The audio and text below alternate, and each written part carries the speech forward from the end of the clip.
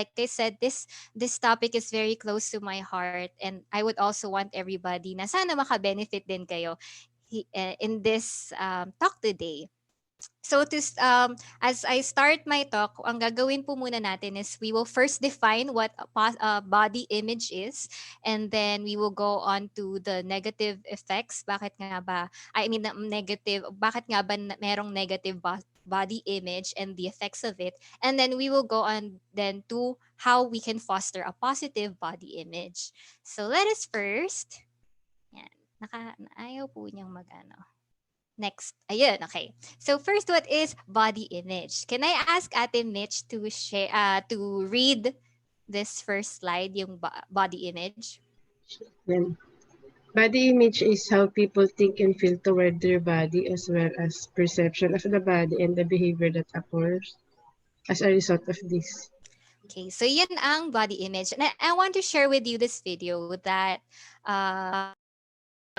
nakita ko rin sa YouTube about body image. So I'm just gonna share my screen again sa isa pang browser.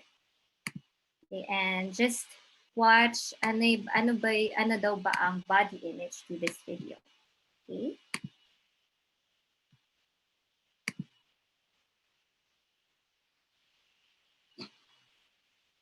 Sana po marinig niyo po at hindi masyadong maglalag siya.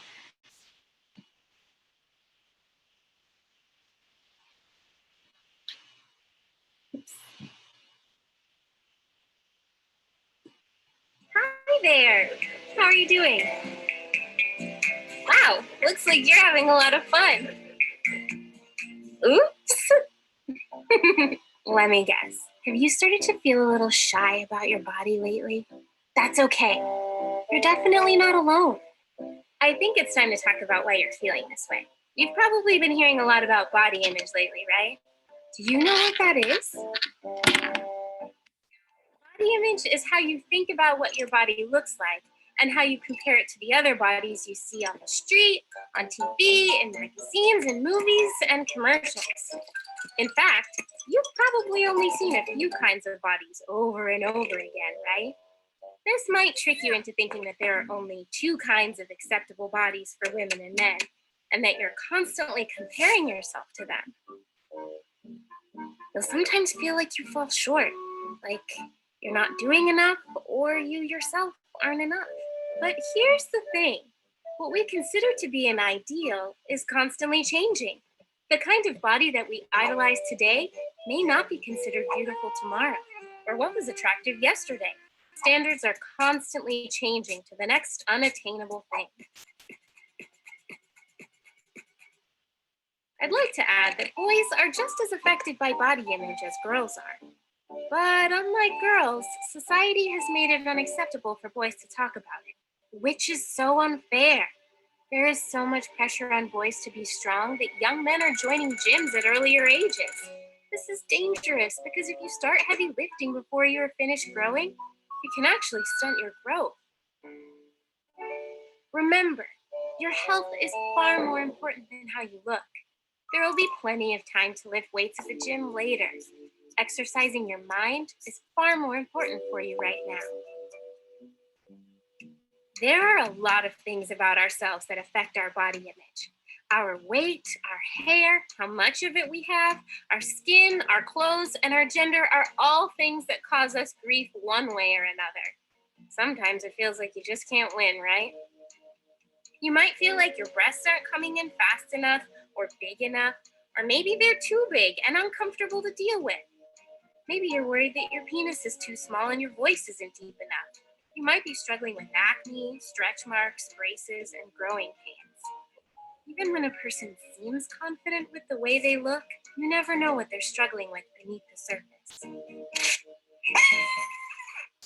Gender identity, racial issues, disabilities, and levels of sexuality all play an important role in how we see ourselves too. We all have something about our bodies that we wish we could change. Some of us will judge our bodies more harshly than others.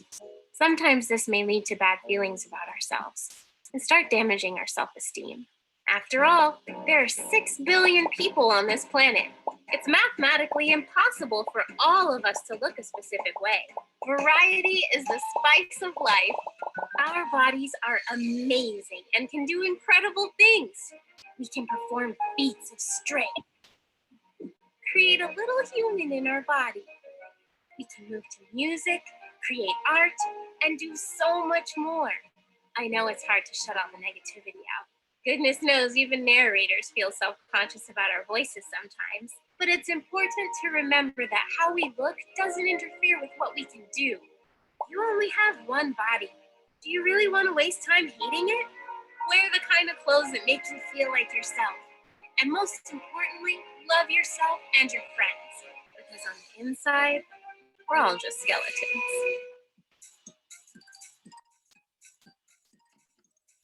Thank you so much for checking out this video. For the other films in this series. And remember, you're amazing. Yeah, from that video you've seen, and somehow we've understood what body image. At least we have an idea what body image is, and I know most of us maybe can relate to what we have watched here. So let's continue by discussing ano nga po ba ang yan po I will share my screen again and look for that slide.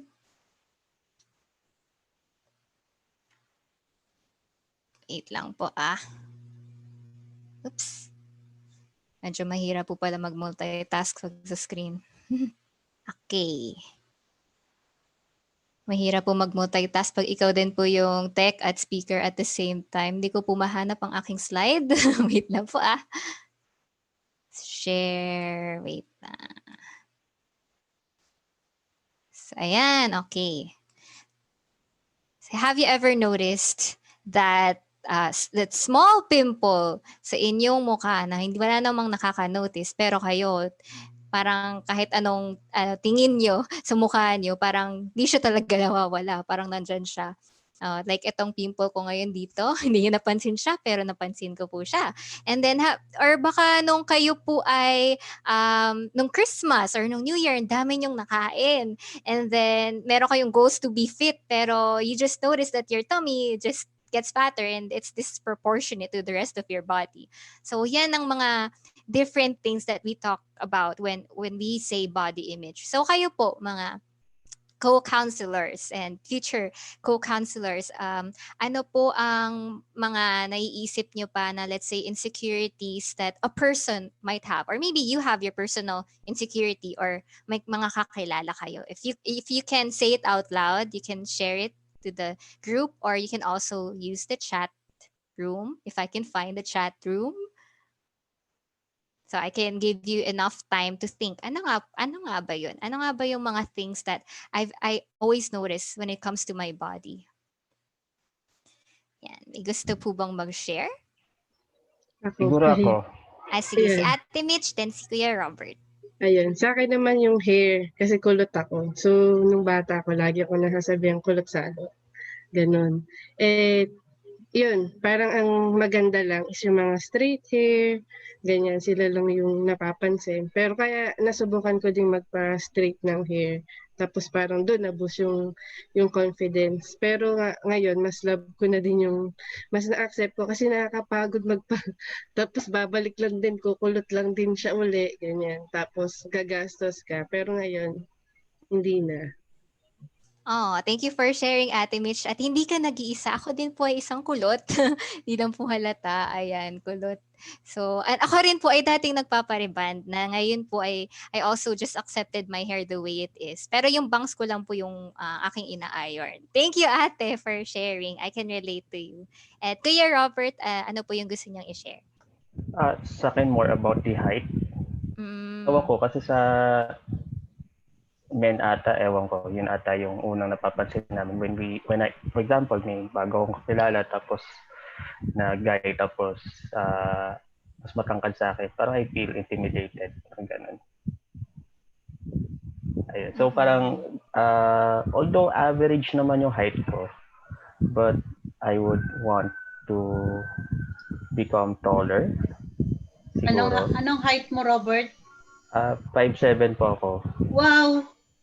Hindi, pero po kasi parang Naliliitan ka pa sa 5'7". Paano na lang kaming hindi umabot ng 5? I mean, for siguro kasi parang mas, yun nga from the video, parang the popular media, parang yung for projection for men should be taller, ganon. I mean, siguro, and yung kuya ko kasi, mas matangkad po sa amin, mga 5'11". So, Wow. parang somehow, hindi Pinagpala ko nakuha kayo. yun.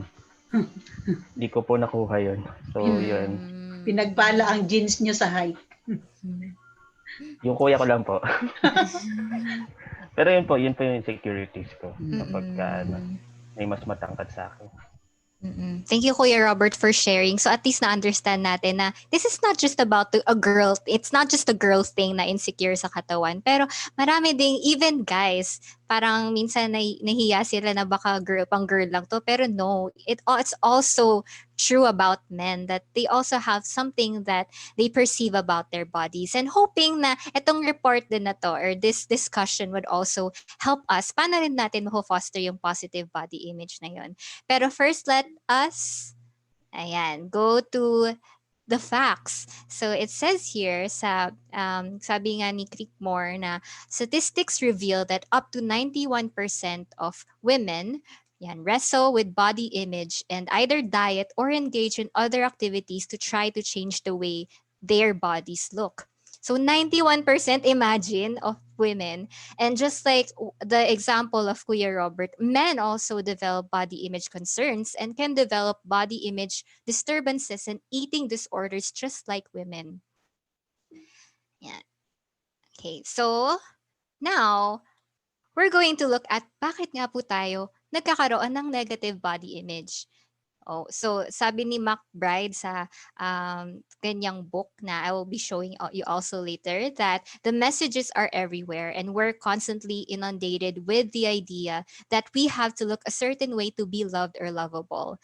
Yan. Have you ever noticed your thoughts like you would start to think that, oh, maybe if I look a certain way they will like me more, maybe if my hair was straighter, or maybe if my eyes were more chinita, or if my eyes were of my skin was more flawless, I didn't have any pimples, ganon, maybe they would like me more. So we are always bombarded with these messages that we have to look a certain way so that people will, like us or accept us. So ano nga po ba? Saan po ba nanggagaling ang mga messages na to? So these are just some of the sources. First is social media. And I will also dig deeper into that later. So social media plays a very big role in how we view our bodies. And then yung second is an unsolicited comments from family and peers. Yan. Yung alam niya yung parang let's say sa mga reunion, minsan na nga lang kayo magkita tapos kapag nandun kayo sa reunion, sasabihin nila either, uy, parang tumaba ka, or uy, parang pumayat ka, di ba? Parang minsan yun yung ginagawa nating way to make kamusta. Pero those aren't actually very helpful. I mean, or yun nga, minsan parang yun agad yung mapapansin nila kasi nga yun yung nasa front, yun yung nakikita nila. And then minsan din sa peers, like they would say na yung buhok mo siguro maganda kung ipa-ganito mo. Pwede ka i-try mag-color, or pwede mo yan, or pwede ka maggawa ng mga skincare, ganon. So all these comments na even if they're not exactly saying that you're ugly, pero because you're parang nare-receive mo yung ganong comments, it makes you feel conscious, di ba? Oo nga, no, parang tumaba ako. I remember one time na there was this group of people, and then hindi ko sila nakita for 3 months. Tapos, nung dumating ulit ako nung pumunta ako dun sa event na yon, sabi nila na, uy, pumayat ka, bakit parang kumakain ka ba? Minom ka ba ng vitamins? Parang ganon. So, hindi nila alam na, na parang stress na nga ako ng time na yon, tapos parang sasabihan pa ako ng ganong comments. Ano na lang yung parang parang ma-feel ko, di ba? So it's really everywhere. Kung mapapansin nyo, it's always talked about yung how we look. Then there's also shows and movies, 'di ba? So kung nakikita natin palagi ang mga artista, parang sila na yung yung perfect example of what beauty is eh. Yung mga men super muscular, or yung mga female parang sobrang curvy. Alam niyo yung mga body shapes. Most of the women have the hourglass body shape. And even sa cartoons, hindi natin alam, pero like subliminally parang minsan pinaparanas even ng mga cartoons sa atin na okay, ito yung idea, like I don't know kung ano mga ka-generation ko, I think most of you here, 'di ba? Alam naman natin kung sino si Johnny Bravo, right? Yung sa Cartoon Network, 'di ba? Yung cartoon, yung character niya very muscular, tapos yun din yung ibang mga cartoons din that puro mga magaganda talaga, yung like for example sa anime, yung mga nanonood ng anime, ang gaganda ng drawing, ang gaganda ng mga hair. So it's also talking to us. Those shows, movies, cartoons, anime, they're talking to us. Then another source would be negative self-talk. And so yung negative self-talk na to, because we have all these messages being said to us. Yun nga, yung meron nga sa akin tinuro yung counselor ko about yung inner critic natin, that there's this voice inside that na dati pa parang it has evolved na kung ano yung mga things na usually sinasabi sa atin, yun din yung na-internalize natin. So yun, isang factor din yun. Then yung comments din ng parents. So it's not just your parents' comments to yourself pero dun nga sa isang book na ang isang psychologist din ang nagsulat, titled Beauty Sick, na marami ding mga girls na nagiging concerned sila sa physical looks nila kasi namomodel ng mga nanay nila. So usually naririnig nila yung nanay nila na ang taba-taba ko na, parang ito na yung itsura ko. Parang they're parang nakikita nila sa nanay nila na ay okay, so looks matter pala talaga so much kasi yung nanay ko very concerned about the way she looks. And then pag sa men naman, pag sa father, sabi dun sa book din na yun na a lot of mga women din na they also think na they put an important emphasis on the physical looks kasi nga yung mga fathers nila minsan nagbibigay ng mga comments, like for example magko-comment sila sa isang artista, oy sexy to or ganyan, or ito maganda yung ganyan, parang kapag narinig nila yung father nila na talking about the bodies of mga different people, it also makes them think na oh nga okay, so the looks matter to my parents, so it should be my concern as well. And then advertisements, 'di ba? Kung nakita niyo naman lalo na sa Pilipinas, ano ba yung mga ads natin? Puro shampoo, puro skincare, pampaputi, whitening soap. Ano ba? Ano pa yung mga commercial ads na nakita niyo? Only Bella touches my skin. Mga belo, di ba? So, puro skincare. Tapos, yung palagi nating nakikita sa mga ads, sila talaga yung mga flawless, di ba? Sila talaga yung parang wala talagang ka-pore. Parang yung advertisements minsan sinasabi na, oh, dapat kailangan mo i-get rid yung pimple na yan. Kaya, eto, gamitin mo to, di ba? So, it's everywhere. Yung mga negative things, these things, even though they may not parang directly target or talk to us na we have to look a certain way, pero they also influence us. So just to reiterate yung social media, and sabi ni England na in numerous studies of girls and women ranging from junior high through adulthood, high levels of social media use are correlated with. So okay lang po ba, Ate Zenny? Can you read po yung lahat ng bullet points? Ay, nakamute po kayo, ate. The first one is greater internalization of the pink beauty ideal, more self-objectification, more frequent social comparisons, higher level of disordered eating, more desire to have plastic surgery, greater investment in appearance, and increased depressive symptoms. Yun. Thank you po, ate, for reading. So, as you can see, yung mga people daw who usually use social media, na yun nga, high levels of social media, parang ito yung nagiging result. So they think na meron nga talagang beauty ideal, and then may yung self objectification. Let me explain more that to you. Ito ang sabi dito na um, it is when we treat ourselves like objects. So when we turn ourselves, which is yung whole person, yung mind, spirit, body, relational being, into just parts or a thing.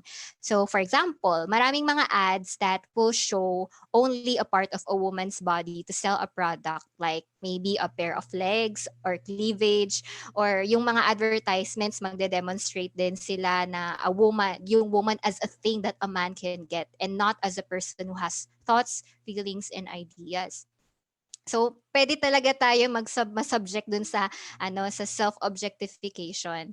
And then yun din, have you ever noticed yourself na kapag nagsuscroll kayo sa social media, parang there was this one time nga na hindi ako masyadong ma-Instagram. Tas nung trinay ko mag-Instagram, puro yung lumabas is mga women who were so beautiful. Parang lahat sila sunod-sunod pa yon. So parang hindi natin alam na parang unconsciously nagko-compare na pala natin yung sarili natin dun sa mga nakikita natin sa social media, when in fact yung social media din sometimes platform din siya na ipakita yung ideal self mo. Ito yung maganda, 'di ba? Maraming ang mga girls na I don't know if some of you guys can relate, yung mga girls dyan na ang dami mong ikukuhang selfie muna bago ka makapili ng isa para sa display profile picture mo. Parang ilang beses ka muna kukuha para makuha mo yung gusto mo na type. So, may nakaka-relate ba sa inyo? Or ayan, so merong mga nag-thumbs up. Yan. So yun nga, we try to portray this our ideal self in social media. Kaya minsan yung nakikita natin sa social media, yun nga, okay, parang hindi natin alam na very na rin sila pala, parang very effort na rin talaga yun. And then we tend to compare ourselves dun sa nakikita natin. And then yun din, may higher levels of disordered eating. So maraming mga disorders that also happen when we tend to be so focused on our the way we look, or especially yung mga people who think that they're chubby, parang I have to starve myself, or I have to parang I have to be thin, kaya kailangan. So nagkakaroon tuloy sila ng mga eating disorders. And then some of them would have more desire to have plastic surgery. Meron nga akong napanood na isang interview sa Korea, where ang plastic surgery daw sa Korea is actually very normal and common. Na ang sad nga kasi even the mothers would gift the plastic, sasabihin nila sa mga anak nila na ito birthday gift ko sa'yo, magpa-plastic surgery ka. Parang hindi ba, parang sobrang degrading naman yun sa'yo na even your parents would tell you that. Tas Korea put so much emphasis on the way they look that yung mga companies daw na nag-hire ng employees, titignan muna talaga nila yung itsura nila. Kaya most of the girls tuloy nagpapa-plastic surgery even at a very young age, as early as 15, 14. Ganun na talaga ka lala yung nangyayari doon. And then there's also an investment in appearance. Minsan nga, hindi ko alam kung sa inyo or baka sa akin lang yun, kasi minsan nagsisearch ako sa Shopee or Lazada ng mga skincare products. Tapos makikita ko na lang, minsan sa Facebook, may lalabas na ads na parang, okay, bili ka nito para sa eye bags mo, ganon. So, if you also don't know, one of my main insecurities is my eye bags or my dark circles. Medyo hindi lang siya halata, pero yun nga kasi may concealer siya. Pero one of the things that I've been doing before is bibili ako before nung mga nung mamahalin na cream na yung snail emulsion. Ayun, basta merong sa mga Korean store na mga minsan nagwo-worth 1,000, ilalagay ko sa eyes ko just to lessen the appearance of dark circles or eye bags. Pero kahit anong ilagay ko na cream, kahit anong derma ko, hindi siya talaga mawala. So, ang dami ko rin talaga na-invest on beauty products na hindi rin naman talaga nag-work. So yun nga, yung eye bags ko talaga, dyan na talaga siya. So, it's really genetic and hereditary. And, ayun, then, yun, meron ding mga increased depressive symptoms. So, we know that a lot of people dahil nga sa feeling nila of they don't belong or isolation, parang, yun, nadidepress kasi sila na they don't have the ideal. Hindi sila yung ideal person. They don't feel accepted. And then, ayan. So, yung social media sites nga, as I've mentioned, it's almost always highly visual and focuses on self-presentation. Girls and women in particular are encouraged to rely on their looks to manipulate the impressions others form of them in the online world. So, have you ever noticed or minsan, I don't know napapansin niyo ba yung sarili niyo minsan na titingin kayo sa likes? Kunyari may isang magandang picture tapos titingin kayo ilan yung likes niya parang tapos mafe-feel niyo tuloy na wait lang bakit parang ang dami naman yung likes ibig sabihin siya yung sobrang ganda niya talaga kasi ang dami nagla-like parang ganun. Or minsan pag sa pictures niyo bakit ganito lang yung likes ko? Baka siguro hindi talaga 'to masyadong maganda, gano'n. So minsan we feel like our value or our beauty is based on the likes or in the hearts, mga emoticons ng people dun sa ating mga pino-post sa social media. Sinong nakaka-relate po?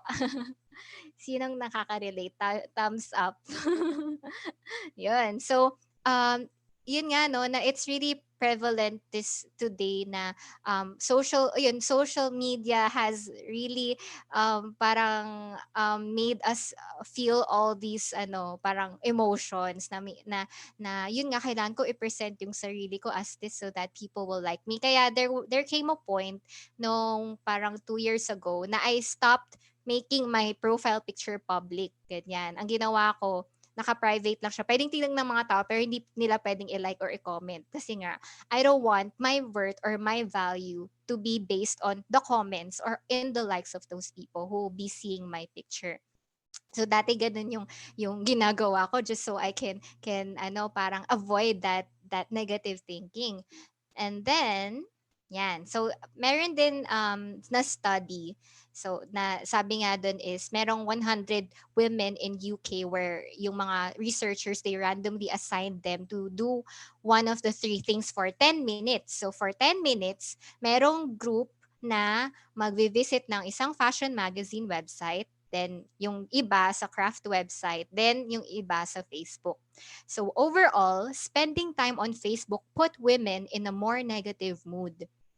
For women who were already prone to making appearance comparisons, scrolling through Facebook for 10 minutes also increased their desire to change aspects of their appearance. So maybe it's their hair, their skin, or their face. So a different study over 800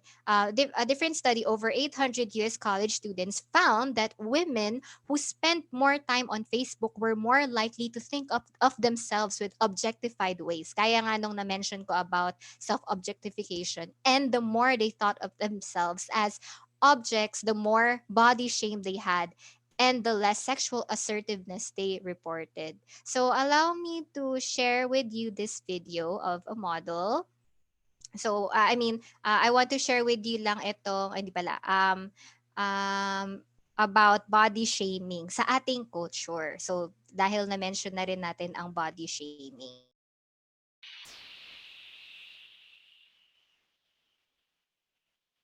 Medyo loading lang po. See? This is also a YouTuber.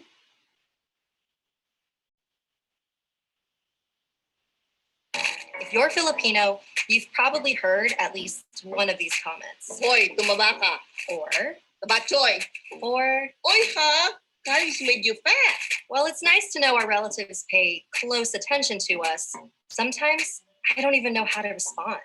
And how do we respond when Filipino culture has normalized these attacks on our physical looks as just casual greetings? Sadly, this is nothing new for our culture that has been constantly held up to impossible beauty standards, lighter skin, narrower noses, and smaller tummies. Is body shaming a toxic Filipino trait? Or does every culture do it? And what happens when we don't take joke long as a joke? I'm Sapphire Sandalo, and this is. There's this generalization that if you're rounder, you're well fed, and therefore have money. And this exists in many cultures throughout time. More weight means more money. Why do you think they say, let's get this bread? Unfortunately, anytime we put on a couple of pounds, or even if we don't, but others think we do, we're often met with an intrusive comment about it. This is the problem. Whatever size we are, we tend to be body shamed by family members. Body shaming is the action or practice of humiliating someone by making critical comments about a person's body shape or size. And no, it's not just a Filipino thing, but Filipinos, along with their love of beauty pageants, often perpetuate this idea that to be beautiful is to be a size 2, which not only forces our pageant queens towards unhealthy measures to maintain a small weight, but reinforces this idea that skinnier is beautiful. But for some paradoxical reason, when we're skinny, we need to eat more. Literally, it's impossible to feel like we're good enough. And this extends well beyond everyday Filipinos. Acclaimed Filipino artists feel this pressure even more so. Lea Salonga, the voice of Disney's Mulan and Jasmine, said this in a tweet. Hashtag no to fat shaming. I say this as someone who, throughout my career, has been called fat to my face. Who is that girl I see? Even singer-songwriter AJ Raphael has felt the judgment and shared in a post on subtle Filipino traits. Sadly, some see this and will say, Filipinos are just like that, and we should see it as a sign of love. It is not. It is judgment and it is insensitive. No one should comment on someone's weight because we don't know what they're going through, and we now know more about, eating disorders and body dysmorphia and things like that. The best advice I can give for people who go through that a lot are to respond with love, because you don't want any more negativity to burden you in whatever you're going through. We come in all shapes and sizes and different features, and that doesn't make us any less Filipino or any less human. So shout out to all the titas. It's made my skin a little tougher, but also I hope you can see why it is maybe toxic and hurtful that you would comment on someone's weight in a nonchalant or passing or funny or joking way. So why is this so deeply ingrained in our culture? Well, let's start by taking a look at our Filipino cultural values. Pakikisama is understood as social acceptance and conformity. Kevin Nadal, author, activist, and professor of psychology, explains, the goal of Filipinos is to be socially accepted and celebrated, oftentimes without standing up for themselves or being different. Have you ever had a moment where you were advised not to speak up because we don't want to bring attention, or we don't start anything, or we've only been in America for a short period of time? And this value of pakikisama often shows up subconsciously in our own acceptance of the remarks made by our titas. We tend to conform to this practice as a thing Filipinos do at parties. Wouldn't this whole body shaming conversation just stop if we answered our titas' questions with, Tita, how about you? Bakit ang taba-taba mo na? Yeah, no. That's where it gets tough, because these criticisms have real effects, primarily on our mental health and emotional well-being. Filipino Americans have some of the highest rates of depression among Asian Americans, yet Filipino Americans across the board seek mental health treatment at some of the lowest rates. And the reason we don't often unpack this is because Filipinos don't talk about their mental health, especially not with their families. So, our relatives don't often see how their comments affect us emotionally. It's a generational gap. A lot of us are hesitant to talk to our parents about how we feel because we might get a response like, oh, they're just like that. Or imagine what it was like for me. Or even just pray. But staying silent has consequences too. We can't change how our families might speak to us, but we can control our reactions and how we speak to ourselves. We must unlearn these behaviors as a part of our own healing process, because eventually we'll be someone else's tita or tito. How will we greet them when they come to our Filipino parties? Will we let them know that they're good enough just the way they are? We need to break the cycle. Body shaming ends with us. Thank you to Kumu for sponsoring this episode, where community is. Ayan. So I would also just like to somehow get the feedback. I want to get your feedback, classmates, on what you have watched about body shaming. Ano yung... Can you hear me pala? Baka nag-change ako eh. Yan. Ano yung masasabi nyo sa inyong napanood?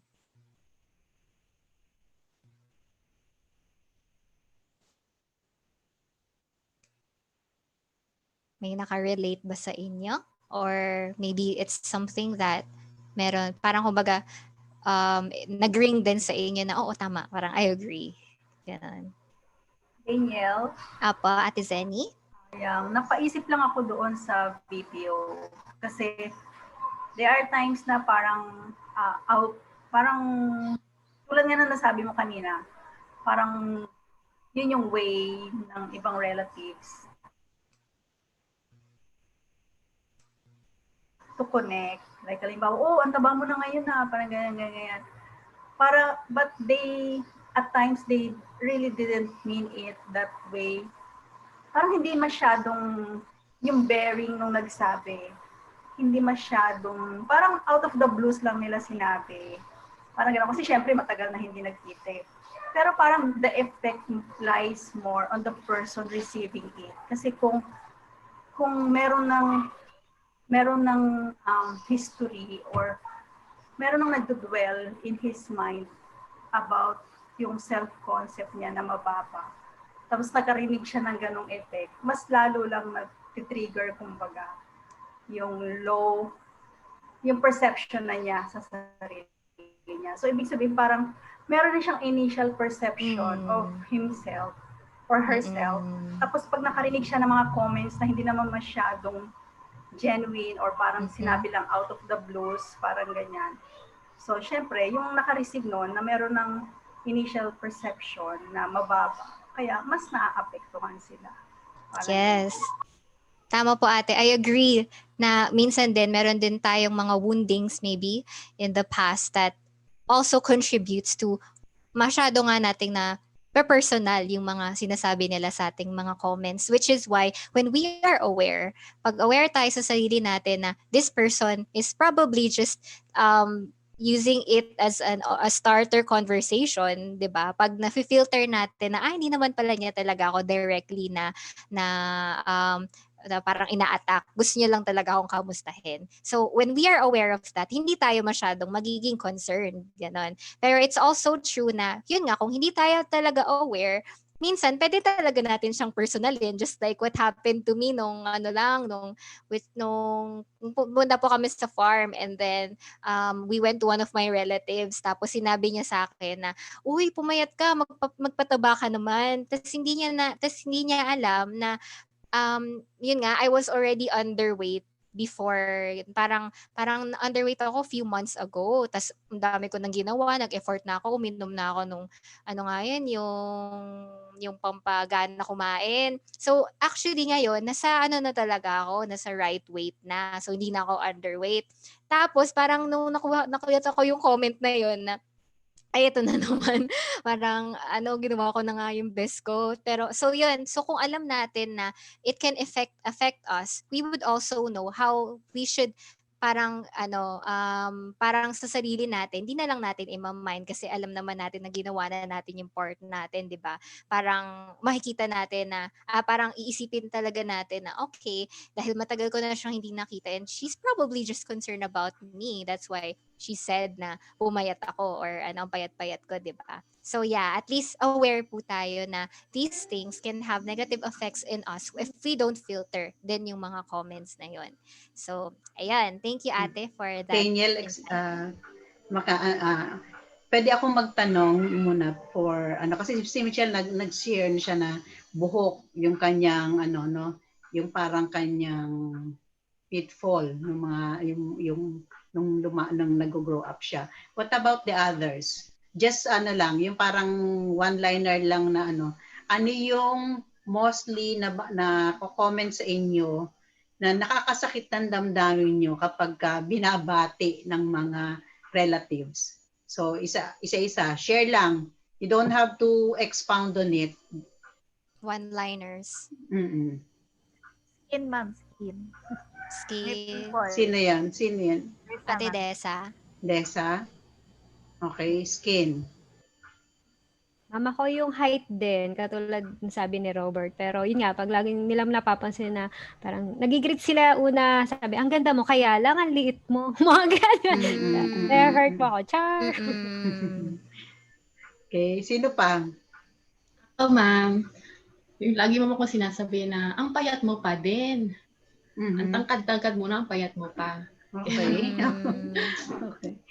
What about Thank you, Doris and Mimi. Sino pa yan? So wait, Ate Cheryl? Underweight din po kasi before. Marami pala tayong nakarelate sa isa't isa. Okay. Underweight si Cheryl. Karamihan, overweight. Ako overweight lagi. Sino pa? Luna. Sa akin, ma'am, yung ano ko po, underbite po kasi ako. So, yun yung usually napapansin nila sa akin. Underbite po. Underbite. Yung sa ngipin. Okay. Kahit din po nung sa school dati rin, nung bata. Yes. Okay. Thank you, Luna.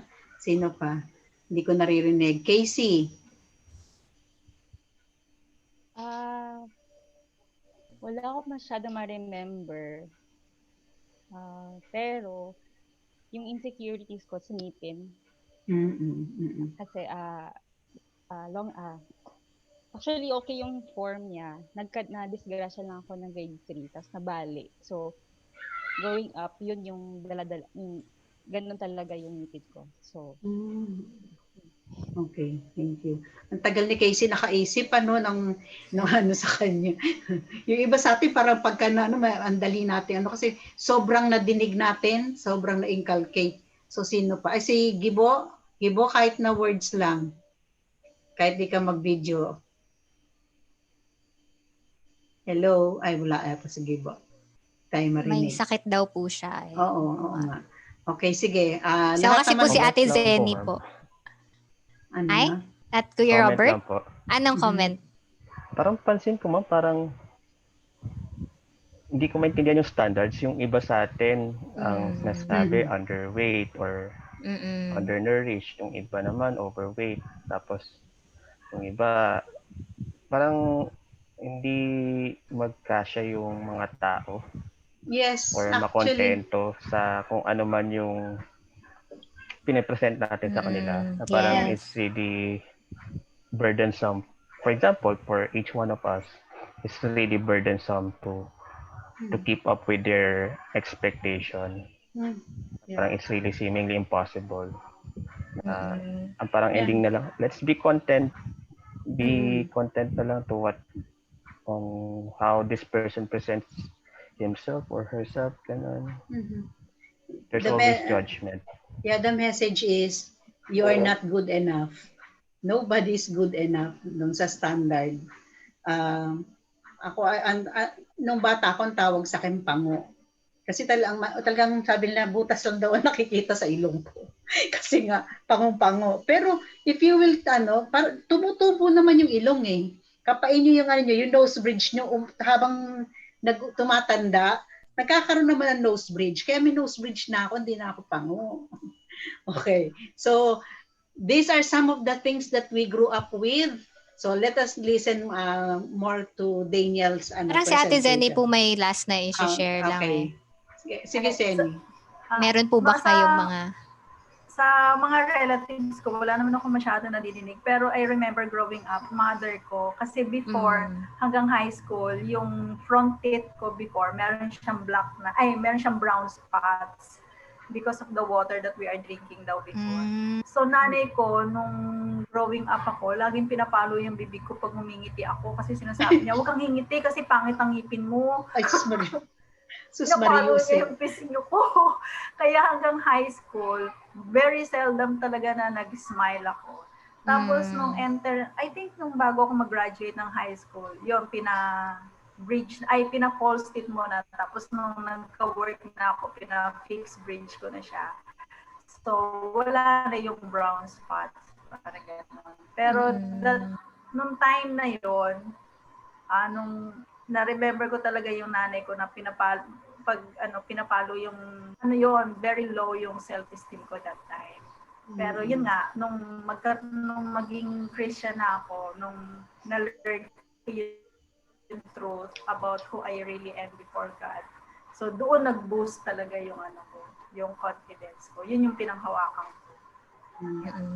Thank you, Ate Zenny. So, talaga tayo, no, may kanya-kanya talaga tayong let's say, insecurity na minsan di sa halata, pero yun nga, like, nagulat din ako, pati si Ate Emmy pala, same pala ng struggle ko. So, mga ganon, di mo rin napapansin, pero yun pala, meron palang something that goes inside. So, ano nga ba ang effect ng pagkakaroon ng negative na body image? So, as we can see, ayun. So, before the slide comes in, medyo nag-loading pa. Ayan. Ano ba yung mga effects sa inyo, personally?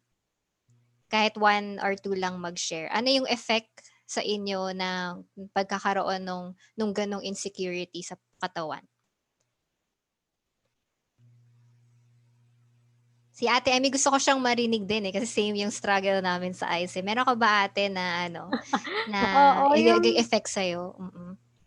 Katulad din sa'yo, dahil nga black circle yung ganyan sa eyes, madalas ang tawag nila sa akin Bombay. Tinawag nila akong Bombay, ganyan. Pero I take it negative kasi parang, okay, parang may problema ba kayo sa mata ko? So parang bumaba din self-esteem ko. Kaya katulad mo, girl, naghahanap din ako ng ano ba pwede ko ilagay para wala yung black? Parang ganun. I relate much. Yay! Thank you, Ate. So, you're not alone. Kaya, nakita natin na it can also affect our self-esteem. So, ano pa ba? Yan, sabi ni Lewis na a negative body image can lead to anxiety and depression, affecting our self-esteem. So, gaya ng sabi natin. And then, gender identity and yung mood. So, minsan yung feeling of unhappiness or yung feeling ng dissatisfaction natin sa katawan leads us to isolation. Gaya nung paglaki ko dahil feeling ko, ako din, nasasabihan din ako na gano'n, na Bombay, or minsan nga ako pa yung nagsasabi sa sarili ko na marang zombie, gano'n. So, it makes us not want to show our potential. We don't want to show our face to the world and show our potential. This is what we can do, gano'n. And then, yun nga, it affects also our sexual fulfillment. So, let's say sa mga couples, minsan, or kapag mga, mag-aasawa na, ganyan, minsan insecure sila sa specific body part nila, tas ayaw ng mga asawa, baka ma-off yung asawa nila, feeling nila baka hindi magustuhan yung ganitong body part. Or, yun din, it can also lead to eating patterns. It can affect our eating patterns. Isa nga sa common na disorder is called the body dysmorphic disorder.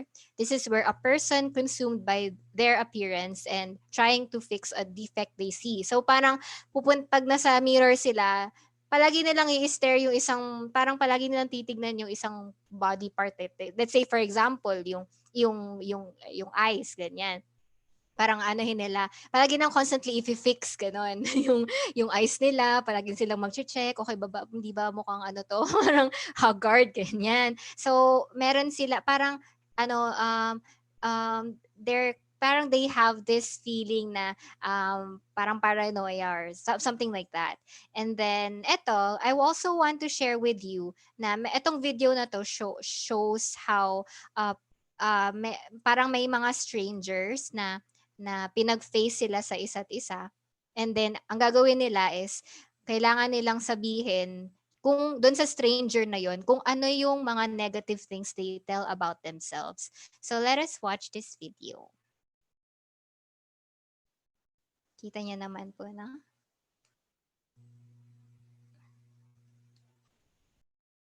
Ay, wait lang po yung tunog. Maybe You're disgusting. maybe it's just time to accept that you're fat. Why are you so manly? I'm probably not as nice to myself as I would be to other people.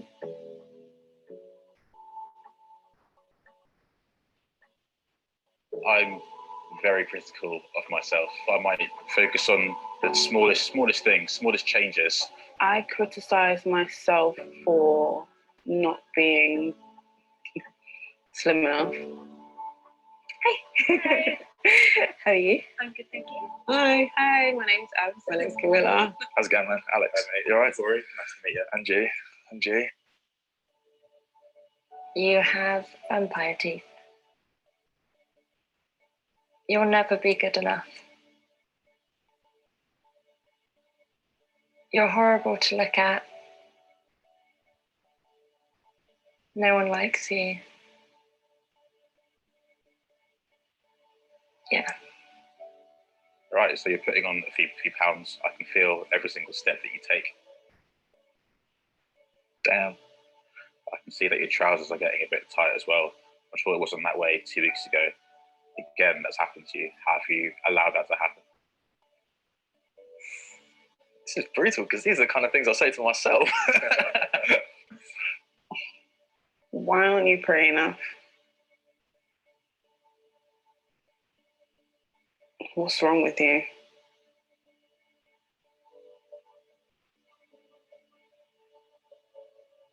That t-shirt that you're wearing, I wouldn't wear that again if I were you, ever. I mean, the arms, the sleeves are far too loose on your arms. They look ridiculously small. And that stomach, that's making me feel sick just having to look at it in the mirror, let alone making someone else look at it.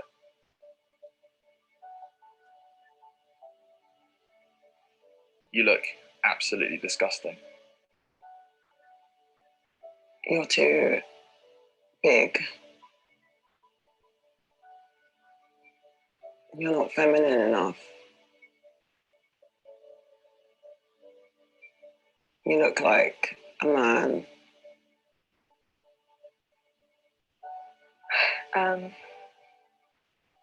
Why are you so dark? No one's gonna love you.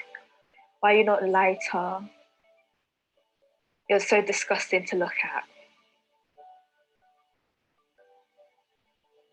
You should never take pictures. No one wants to see that face. Your face doesn't belong in front of a camera. So obsessive. Your hair's kinky, snappy. It's disgusting. You need to straighten it to look pretty, to look attractive, to look beautiful. Oh my God, that was heartbreaking. I know. Give me a Oh. Oh gosh. Slightly felt like you were just reading my mind. Yeah, that was strange. When you spoke about, what did you say? Something about you being manly. It like proper touched a nerve with me. I would look at you and never think that you would feel that way about yourself. And you said that the same thing to me. So it's like really interesting to see that everybody has their own insecurities, and some people want to be taller, slimmer, bigger. People could be a lot kinder to themselves. The stuff that we tend to focus on is really insignificant. Instead of running yourself into the ground and constantly critiquing yourself, slip in some words of positivity. You know, okay, I like my hair today. No one should have to put themselves through basically what we say to each other. Yeah. We should both be really happy with how we look. I mean, let's be honest, you look great, man. I mean, you came in there and I was like, oh damn.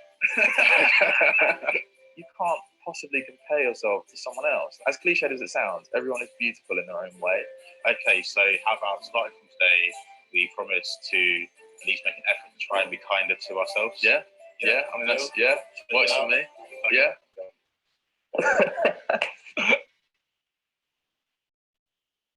Yeah, and so as you can see, no, yun, minsan yung hindi natin napapansin na gano'n na pala yung mga things na sinasabi natin sa sarili natin, and it really hurts us. So now, dahil we've seen the effects of and ano ba yung nagko-cause ng negative body image, we want to see ano ba ang pwede natin gawin para tayo ay magkaroon ng positive body image.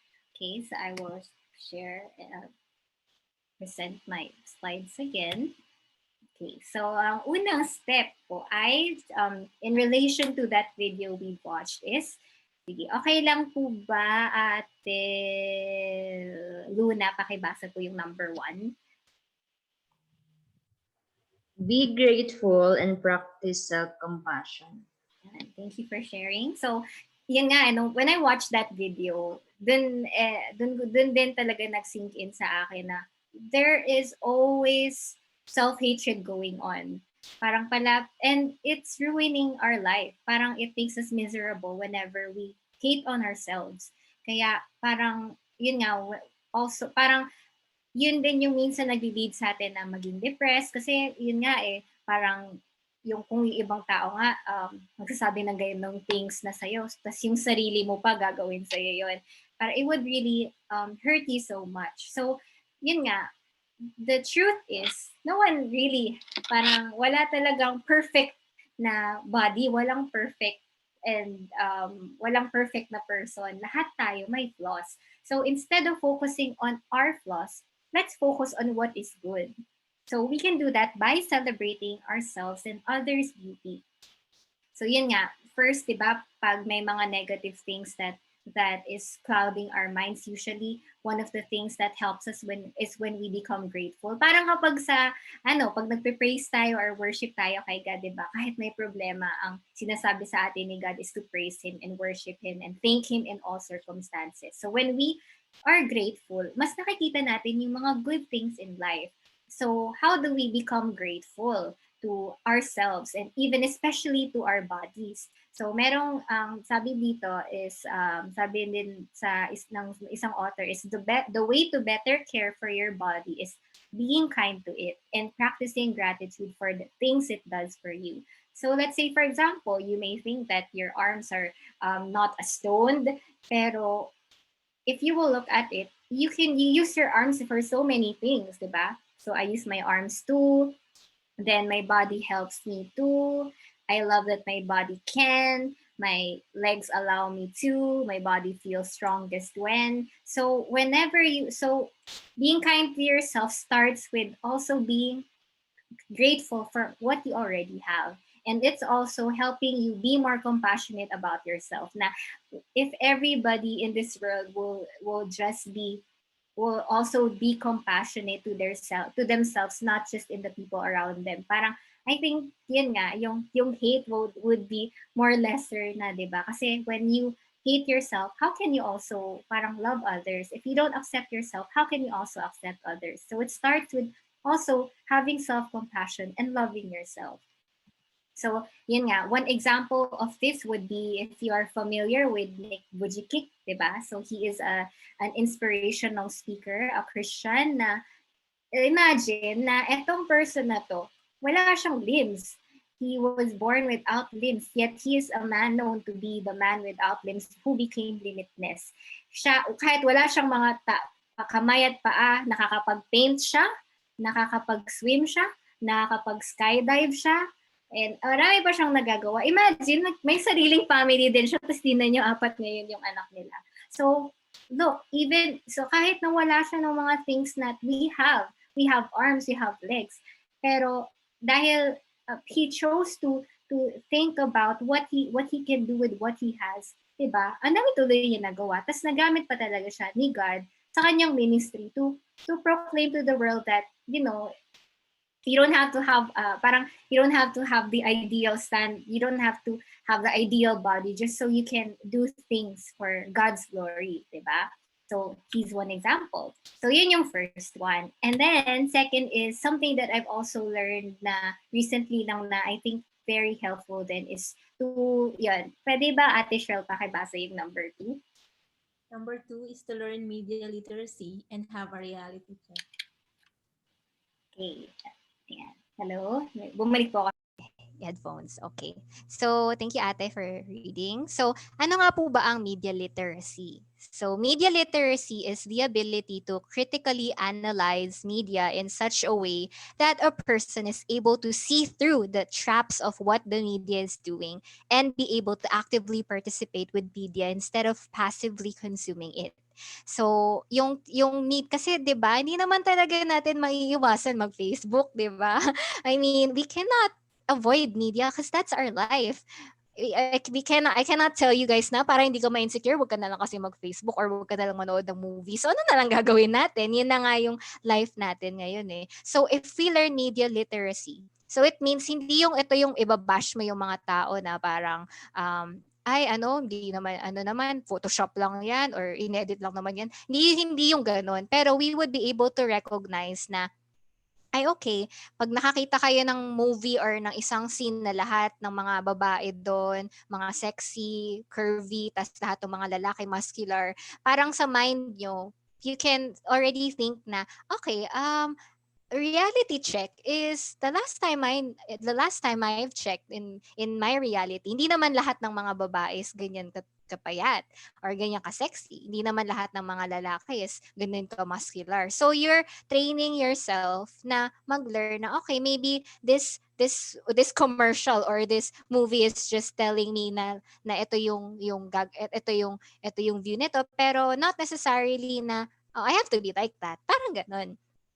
So just to give you also, I want to share with you this video that shows a model na sinishare niya yung experience niya na kahit 'di ba sobrang ganda niya na meron pa ring meron siyang shinare about the way that paano ba yung career niya as a model. So let us watch this. Ayan.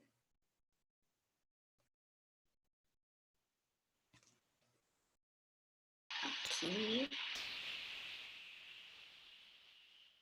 Tapos si Cameron Russell. Demonstrate for you now 10 year. Wait lang pa ah. Naglalag. Oops.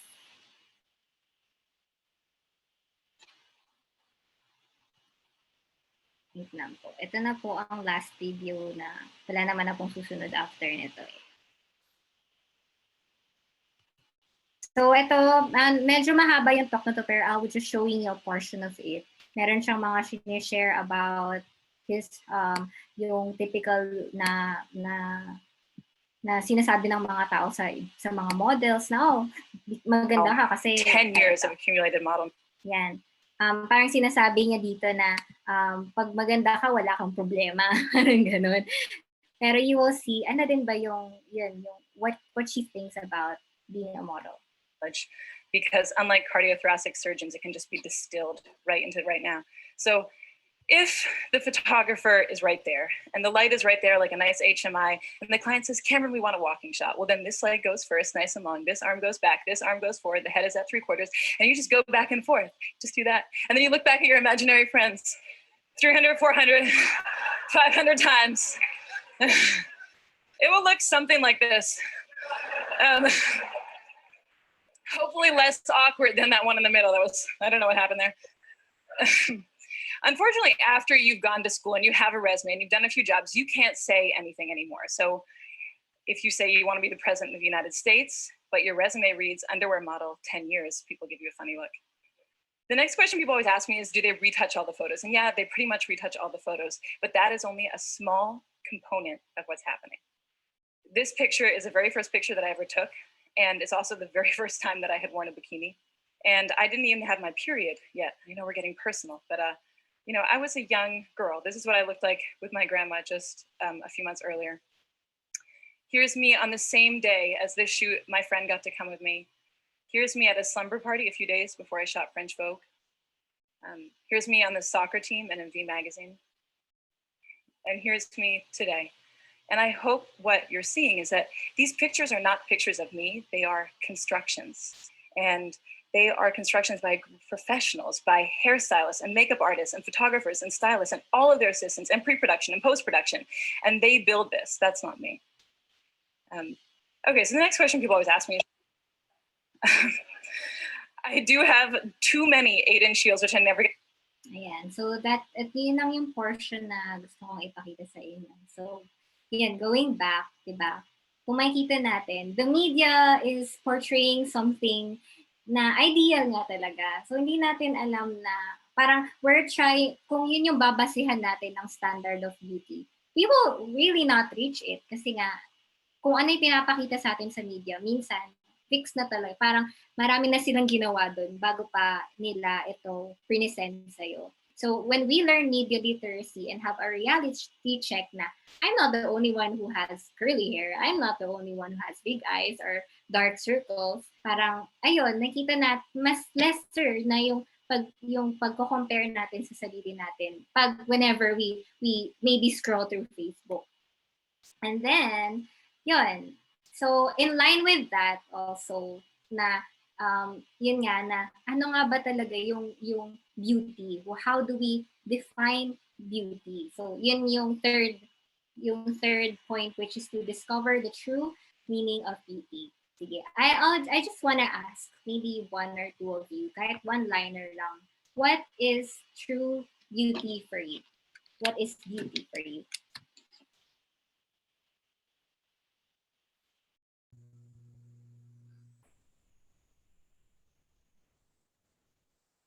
Magpipili na lang ako siguro.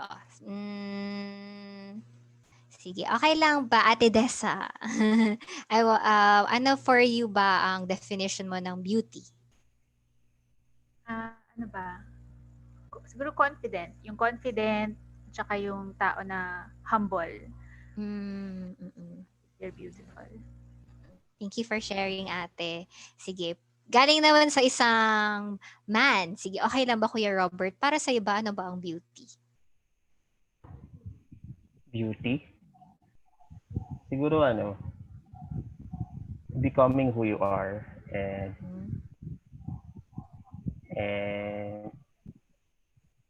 just being yourself. I mean, become assured that whatever you give to everyone, para siyang gift na only you can give to them. Parang ganun. Wow, those are very good descriptions of beauty. Thank you, Kuya, for sharing. So for me, beauty is the whole being of the person. When you say that a person is beautiful, you're pertaining not just to the physical looks, but to the whole being. And it comes with the spiritual aspect, meron din sa emotional, 'di ba? Marami. Yung character nga, yung like na mention din nila Kuya and Ate na yung pagiging humble mo, 'di ba? It's not just the way we look. And then sabi nga ni England sa book niya na compliments about appearance don't usually seem to make girls and women feel better about how they look. Instead, they're just reminders that looks matter. Not at all time. Pero yun nga, minsan hindi ko alam kung sa inyo, nangyayari din ito. Pero parang kahit kahit ilang times na sinasabihan ako na ang ganda mo, ganyan-ganyan. Minsan di pa rin ako naniniwala. Ganon. Kasi nga, yun nga, minsan mas gusto ko pa na i-compliment nila kung ano yung nakikita nila on the inside. And then, they would comment now on the outside. Yun. So, of course, meron naman din talaga physically beautiful. Pero, yun nga, usually compliments that focuses on looks doesn't really help some people. Yun. So, not all naman. Sabi nga ng isang poet, sabi ni Rupi Kaur, na I want to apologize to all the women I have called pretty before I've called them intelligent or brave. I am sorry I made it sound as though something as simple as what you're born with is the most you have to be proud of. Diba? So, it's not just the outside appearance, but it's also the inside. So these are some examples of what you can say to people as well. More than yung, of course, maganda rin na compliment yung physical appearance nila. Pero kapag more than that, pwede nyo rin sabihin yung mga things na to sa kanila. And also to yourself. So, for example, I constantly learn from you. The way you treat people is beautiful. You are strong. You are such a good listener. I always feel heard. I appreciate how authentically you show up. Your confidence is something I aspire to. You make me feel like I belong. Your resilience is inspiring. I love that you don't hesitate to apologize when you're wrong. I really admire your passion for self exploration. I love how transparent you are. You bring out the best in me. You're dependable. I always feel safe around you. Your passion is contagious. So, yun, 'di ba? There are so many things that we can spread that and how we can compliment people that they are beautiful the way they are. Yon. So, dito naman, I'll give you an example again. So, if you all know, 'di ba, ang ating isa sa mga very famous actress we have, si Miss Angel Locsin. If you remember, I don't know kung nakita niyo rin sa news na parang medyo pinag-usapan ng tao how nag-gain talaga siya ng weight eh. Tapos medyo I think na-bash siya or something like that. And then, yun, parang hindi natin alam na yung reason pala. Pero yung reason pala kung bakit siya nag-gain ng weight is dahil sa injury niya. Na hindi na siya masyado makapag-exercise dahil nga na aksidente siya. I think somewhere sa back. Pero kung makikita natin, may ko nag-comment ka na she is a living proof that weight doesn't define beauty. Kasi yun nga, nung nag-start yung COVID, kung nakita nyo rin sa news, nag-help out siya sa mga quarantine facilities, nag-help out siya ng mga kababayan natin to cope up with what has happened during the COVID. And not just that, even sa mga naging natural disasters before. So, yun nga, as we can see, beauty is not just physical appearance, but good character and decency. So, let's face it, no one is perfect. We will never, parang kumbaga, there's someone who will always be prettier than us, who will be smarter than us, who will be more better than us, parang ganon. So, bakit pa natin kailangan i-achieve yung ganon na why not just be content with what you already have? And then, so the fourth one is to, sige, pakibasa Mitch, itong 4. Number 4, seek for professional help if needed. Okay. So I'm saying this kasi maraming mga may like some people na kaya hindi maganda yung image nila sa katawan nila is maybe they have experienced some sort of abuse when they were growing up. Kaya sabi nga dun sa book na ni Langberg na Counseling Sexual Survivors na many women have used excess weight or a certain style of clothing to hide their bodies and help them feel less vulnerable. So my body is not good. I don't deserve to feel good. I hate my body because it makes me bad. It makes bad things happen. So if you think na maybe yun nga meron kayong kakilala or meron kayong, let's say, disorder about your body, maybe meron talagang something deeper. Maybe there's a wound that na may wound there na nag-cause sa childhood nyo. So if you need to seek for help, then you can go to a professional and then maybe magpa-counseling ganon. So and then lastly, embrace your true identity and uniqueness. Sabi nga ni John Mason, you were born an original. Don't die a copy. Okay lang po ba na lahat tayo na i-unmute yung ating mic at kahit hindi sabay-sabay, basahin lang natin tong quote na to. Ready, go. You were born an original. Don't die a copy. Okay. Thank you for your participation. So, yun nga, no, we have to embrace, gaya ng sabi kanina ni Ate Emmy na, yun, where is our identity ba? 'Di ba? Yung identity natin is not in what people say. It's not in, yun nga, kasi the media can portray that you have to look a certain way so you will be loved, 'di ba? And this is your identity. But it's not, 'di ba? And yun nga, we are all unique. Sabi nga din dun sa previous video na yung we are all skeletons inside lang din, 'di ba? So kung lahat din tayo same yung itsura, parang ano na yung magiging variety, 'di ba? Parang makikita na lang natin lahat is chinito, chinita, mapuputi, lahat. Wala nang variety. Parang medyo boring na, 'di ba? So we should also celebrate and embrace our own uniqueness. And one of the things that I've also learned even through my counseling is to challenge your thinking. Sabi nga ng aking counselor na you are not your thoughts. So, as we talked about this, minsan kasi yung mga thoughts natin is always in a spiral of negativity. So, minsan naiisip natin na I'm not good enough. I'm not pretty enough for this person. Parang may mga, dahil nasanay tayo sa ganong thoughts, parang alam niyo yung sa, kung sino ba yung nakapag-mountain climbing na dito, di ba? Kapag nagma-mountain climbing tayo, may trail. So, kapag tayo, nasanay tayo na mag-walk doon sa same trail na yun sa brain natin na always thinking na we're not good enough, I'm not that pretty. Parang yun yung default na iisipin natin. So we have to challenge it and make a new trail na kung yun yung sinasabi ng thoughts natin, it's not, pag sinabi ng thoughts mo na, no, you're not good enough, you have to help yourself na labanan yung thoughts na yun and think of something that would counter that thought.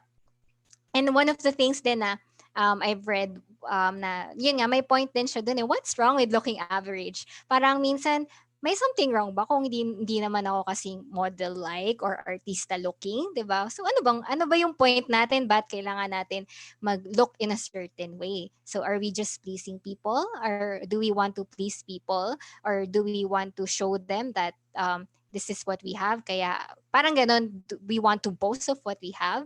So parang we have to learn na yun nga, i-challenge natin kung ano yung mga thoughts that comes in whenever we have our negative view about our bodies.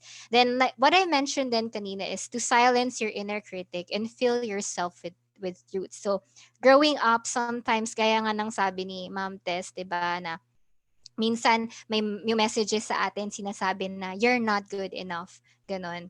Pero yun, how will you silence it? It is when you fill yourself also with truths. So if you're a Christian, when you can read truths from the Bible na you are fearfully and wonderfully made, and you can also parang think about the things that is really true about yourself.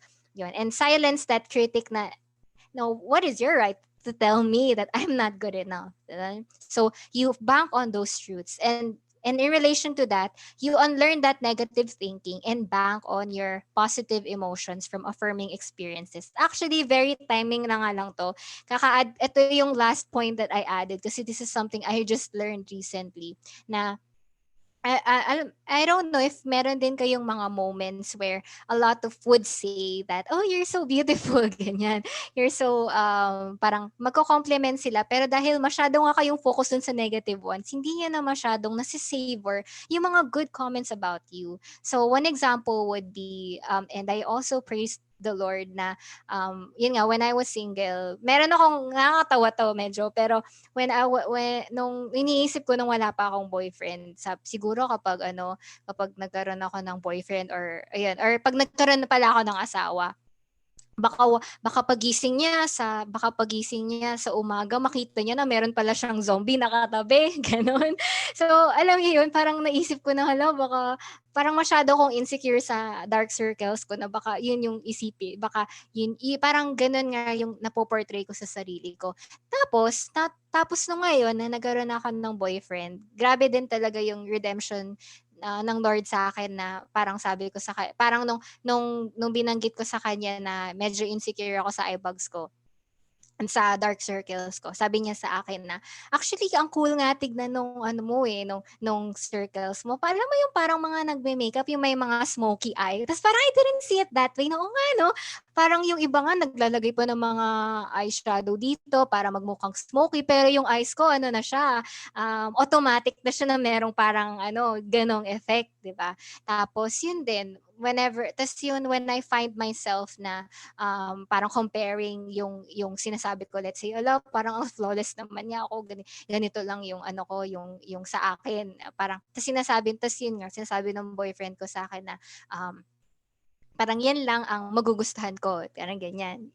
Ikaw lang yung parang yan lang yung eyes na magugustuhan ko at ikaw yung pinili ko, ganon. So parang yung mga ganong experiences, you can bank on those positive kasi minsan yun nga, pwede kang ma-insecure talaga kasi kino-compare mo yung sarili mo sa iba. So, pag naalala mo yon na, okay, hindi naman pala nagmamatter sa boyfriend ko. Dati, may fear ako na baka hindi ako magustuhan ng magiging asawa ko kapag may eye bags ako, parang ganyan. Pero nung na-prove na pala, nung pinakita sa akin na, okay, hindi mo pala nagmamatter sa kanya yung eye bags or yung dark circles. So, ano pa ba yung wina-worry ko? So, at as a result of that, hindi na rin ako masyado talagang naglalagay ng concealer. So if you'll notice, throughout the weeks, ngayon lang talaga ako naglagay ng makeup, to be honest. Ganun. Kasi I've started to also learn na kailangan ko rin i-accept kung anong meron ako. So ito yung binigay ni God. There must be a purpose for it. And yun nga, hindi lang talaga yung mga positive experiences na yung i-bank on mo. Pero yun, kasi people will fail eh. What if people will also parang make mistakes? What if they also say something negative ulit? Parang ganun. So yung best pa rin is talaga to bank on the truths of God that never fails. So I would always remember and remind myself na parang I am parang no matter what people will say, parang I am already parang to share, cliche as it may sound, I'm already beautiful in God's eyes. I don't need, sabi nga ng isang song, gusto niyo ng sample? Pero pero is one of the songs that has spoken in my heart is yung kay Francesca Battistel, yung He Knows My Name. It goes like this, yung chorus. Sabi niya is, and I don't need my name in lights. I'm famous in my Father's eyes. Make no mistake, He knows my name. I'm not living for applause. I'm already so adored. It's all His stage. He knows my name. Yan. So, alam niyo yun na parang I'm always banking on the truth that no matter what people will think about me, God has parang already sculpted my body parts the way they are. Kasi yun nga, I am unique in that way. So these are some of the statements that I have also constructed. Sabi ko dito is, I have dark circles around my eyes and it's okay. My friends are still my friends even if my eyes look this way. They don't love me because of my eyes anyway. I have long fingers. I find that they may sometimes look disproportionate with the rest of my body, as you can see, medyo mahaba. But I like how it's useful whenever I play the piano.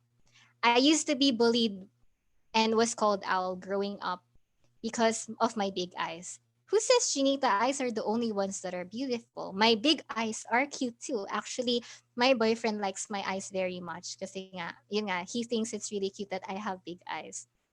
So remember, you can look thin but malnourished. You can look gorgeous but have a bad character. You can have your ideal body but not have contentment. So I think that more than being beautiful, being healthy is more important.